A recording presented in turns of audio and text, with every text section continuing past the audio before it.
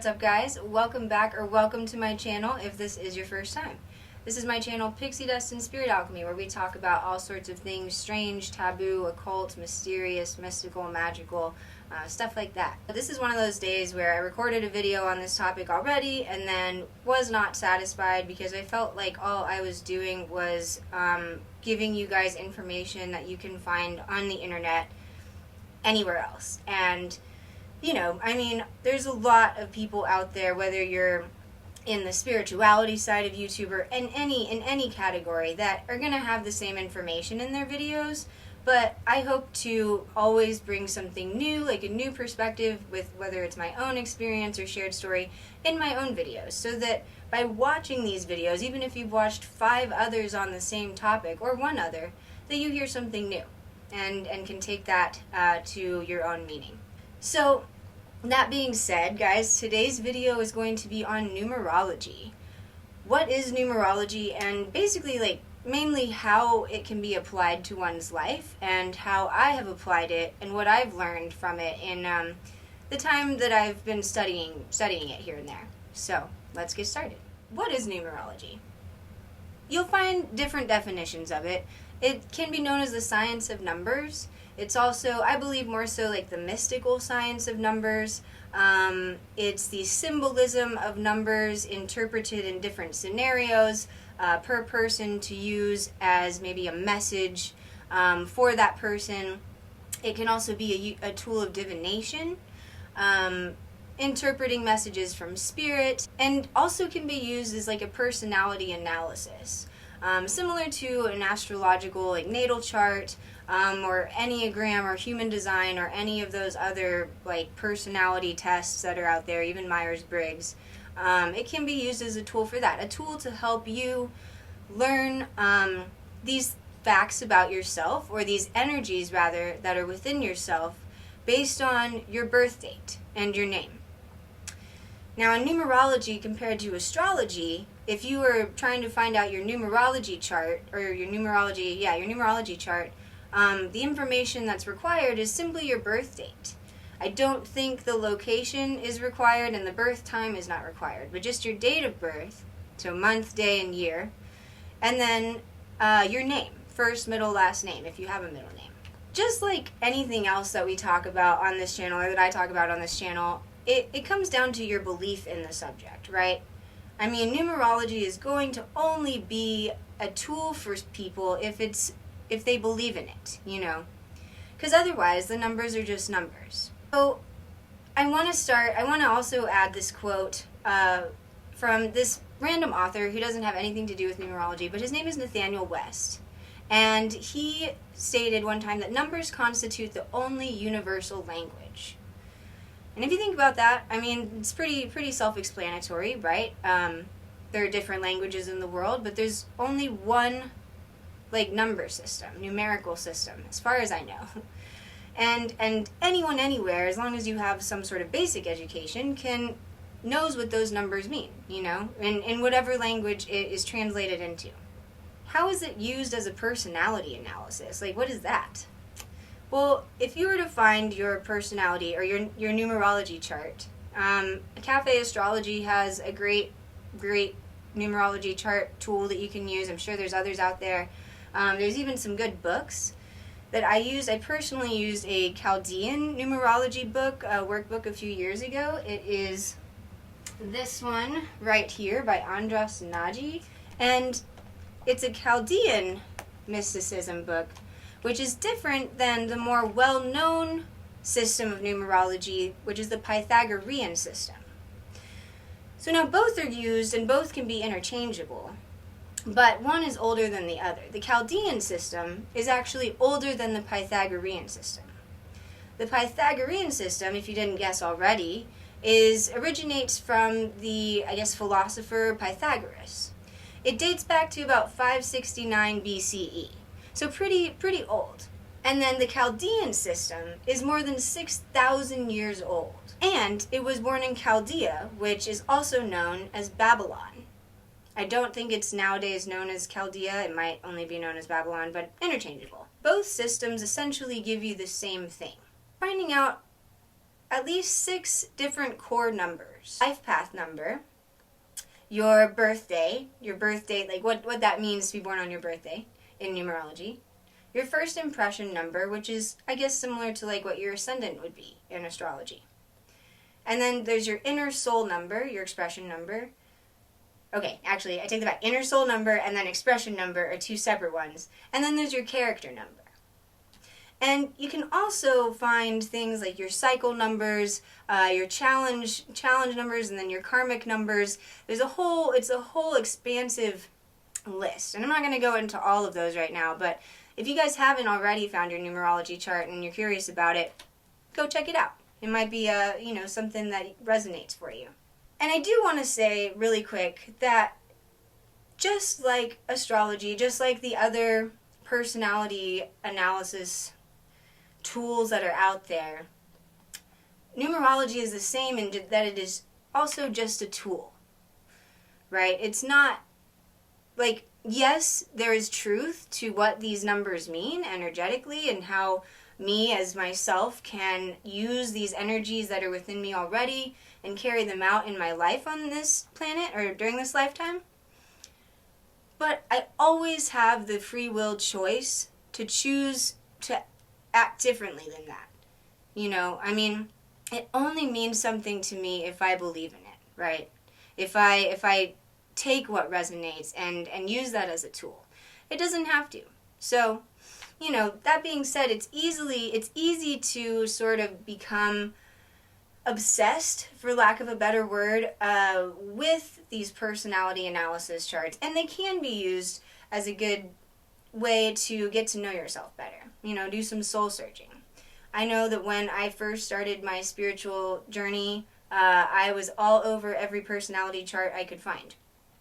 And there's a good and bad side to everything, right? If you analyze the shit out of numbers all the time, like, it's not really not necessary, I remember when I first started getting into numerology and was just analyzing sort of the number symbolism, I would be looking at, like, the receipts, that, like, the number total on my receipts, like, I was looking at just every little thing that really didn't have much of a meaning and giving it too much of a meaning.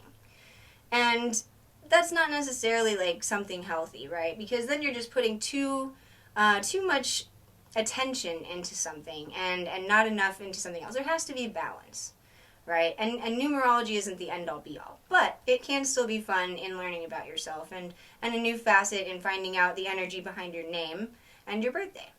Now, the difference mainly that I found between the Pythagorean number system and the Chaldean number system are that the Chaldean number system only goes from 1 through 8. And then the Pythagorean goes from 1 through 9. And then each number is assigned a letter. And essentially the letters that fall under that number, so like 1 being A, 2 being B, 3 being C, etc., it's because they have a matching frequency, a matching energy to the number as well. And there is a slight difference with the Chaldean system because the numbers, or the letters, aren't exactly in order. And the reason why the Chaldeans left out the number 9 was mainly because they felt that it was a holy number and wasn't used in determining anything about humankind's self. That it was left up to, more so the mystical side, the spiritual side. But then the Pythagorean system was like, no, let's use 1 through 9 for all the personality analysis. In addition, in the Chaldean system, the reason that the letters are sort of out of order, out of whack, is because they were assigned to be more so of a phonetic system. Why does it stop at 1 through 9? What about 10 and 11 and all that? Well, when you get to 10, essentially they just do the math and they add 1 and 0 and it becomes 1 again. So 1 through 9 is that first cycle. And then anything after that just repeats because it can be essentially reduced. It can be reduced to a lower number. But then you have the master numbers. 11, 22, 33, 44, 55, 66, etc., etc. And any multiple of 11, basically. And those numbers almost have more strength, because when you have a repeating number like that, it increases the vibration of that number, which are also why angel numbers are so well known, I guess, maybe more common in like New Age teachings, and people that aren't really into numerology even know angel numbers. I personally see angel numbers all the time, especially driving. I'll see license plates that are like 555, 444, you know, and does that mean something super important? Like, I mean, do I need to adjust my whole day because of angel numbers that I see? No, but I can if it really is that much of a meaning. I just want to say also, like, even if you see the number 666, I hope that those that watch my channel are already past the point of believing that that's not the devil's number, because, like, it's not. And in numerology, you don't have 1 through 5, and then when you get to 6 3 times, it's like, oh, the devil. No. I personally view 666 as meaning a balance between the material and the spiritual. I'll go into what each number 1 through 9 means to me, because you can Google what they mean, and it might be, you know, a similar thing to what Google says on different websites or other YouTubers, but my own interpretation might vary slightly, and it's what I believe what the numbers mean to me. I don't want to just spew information to you guys that you can find on Wikipedia. So the number 1, right, is the first number, the starting point, the foundation, almost like the creation number, like, all right, your life force. The number 2 is the coupling, a union, more so. Number 3 is the first of the 3 transition numbers, indicating the first transition, and also 1 and 1 is 2, and then when 2 reproduces, there's a third, right? So it's a production number. It also indicates communication. And you can relate these numbers to the astrological houses. There is a certain resonance, especially in the Chaldean system, although, like I said, it doesn't go through 12 like the astrological houses do. But there is still a slight similarity because everything's connected. So number 4 is sort of the stability number. Right now you have an even balance, a perfect balance, 2 and 2. Also, like the no-nonsense number, like reality check a little bit. Kind of that's what it means to me. Number 5, first of all, my life path number is a 5, which means it's the creation, or it's like the number of the creative energy. So like my purpose based on my life path numbers being 5 is that I'm here to create, as well as other things, but the creation one is mainly what I remembered from it. And in addition, it can indicate change, and some people see 555 or just 5 as indicating good change or bad change. But just like anything, there can be a good and a bad side to numerology, to the numbers, right? It can go both ways. Number 6 is the second transition number, right? And like I said earlier, 666 to me personally means this material balance of the material and spiritual. It also indicates like support and healing, like health and well-being. And if you relate that to astrological houses, I believe the 6th house is the house of health and healing and family. Now 7, you know, if you think 777 is like the winning lottery number, indicates more of like divine intelligence, or just intelligence, or you're on a winning streak. Also depth and wisdom. Number 8 to me is more so like the destiny number. Number 8 might be like my favorite. Actually, 22 is my favorite number. We'll get to that reason in a sec. But number 8 can also mean just your goals, the drive for success. It's the achiever number, like your destiny number. And then number 9, being the third transition number, is symbolic of completion. Like you've gotten to the top, and then the next step, it's the end of that cycle, right? Where 1 is the beginning of that cycle. And then it goes again. So number 9 is not a number of finality. It is simply a number of completion, and the end of the cycle. As I said before, to each their own as far as the interpretation of numbers and numerology. I like to believe that when I see repeating numbers over a certain course of time in my life, that there is a message behind it. I'll give you guys an example. Ever since I was a kid, the number 22 has been a reoccurring number in my life. And it's usually always like indicative of something important, like it was my first carpool number when I was a child in school. People's apartment numbers being 22 or 122. Birth dates, death dates, anniversaries being on the 22nd of the month.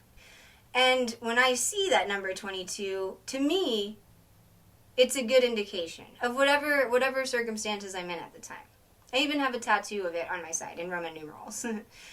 And I found out as I got older and on my spiritual journey a little more, when I discovered my spirit animal. Oh, you know what's kind of funny? I'm at 22 minutes recording this right now, and it might not be the case when I edit the video, but kind of funny.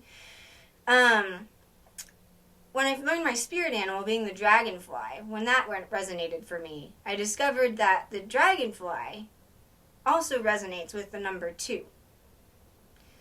Not necessarily 22, but 2 in general. Before I got into numerology, I didn't see or notice angel numbers or repeating numbers or anything or certain patterns in numbers before because it didn't mean anything to me. So I wasn't looking for it. I wasn't looking at any meaning behind it. And now I'm not necessarily looking for it, but I see it a lot. And even when my friend Yasmin and I were driving down to Boston or to Salem to do the last episode of the Wealth Magic podcast, it was crazy because it was like with 2 witches being together, the angel numbers that we saw on just that 6-hour drive or whatever just doubled. And I've never seen so many angel numbers. And then we went to a Shell station to get gas, and this lady, oh my gosh, I have this candle right now and it's really flickering. Spirit is really, really here right now. The flame is very tall and it just jumped a little bit. But we went to the Shell station, and literally the lady at the Shell station, checking out, we started talking to her and vibing with her, and her necklace was 1111. And we ended up talking to her and just vibe. She was also a witch and also very spiritual, and it was a very synchronistic event. And then shortly after that, we kept seeing more and more angel numbers. So when we're with people whose belief in this is strong too, it becomes more of a reality, right? Our belief in anything is what creates our reality. And as I said, we always have the choice to not align with the energy that's there from this. But I do want to point out, why would there not be truth to it if this is a system that's over 6,000 years old? If you think about numbers in math, in numerology, in music, first of all, music and math are the same thing. Numbers make up the construct of our universe. Numbers are in everything. And if I have to point out more examples, then I guess maybe you haven't paid enough attention. No offense. But numbers are sort of the universal language. I would love to hear more so about y'all's life path numbers, if you know them, or even your belief in numerology, if you've studied it. Are you more into the Pythagorean system of numerology, or are you more into the Chaldean system of numerology? There is no right or wrong. It's just whichever resonates. I myself am really big into symbolism and patterns, so I personally notice numbers a lot. But if I really put meaning into the numbers that I notice all the time, I would never think about anything else. So balance, like I said. So thank you guys for watching this video today. I hope everybody is staying safe during this holiday season. I hope, if you're with family, if you're not with family during this month, I hope that you are surrounded by love or finding love or have love, whether it's romantic or platonic or self-love, whatever. I just hope that everyone has a good, safe holiday season. Merry Christmas, Happy Hanukkah, Happy Kwanzaa, all the other holidays. I'm sure there are more that I did not address, but I mean that to everybody. And you guys, as always, stay safe, stay kind, and stay curious. And until next time, peace.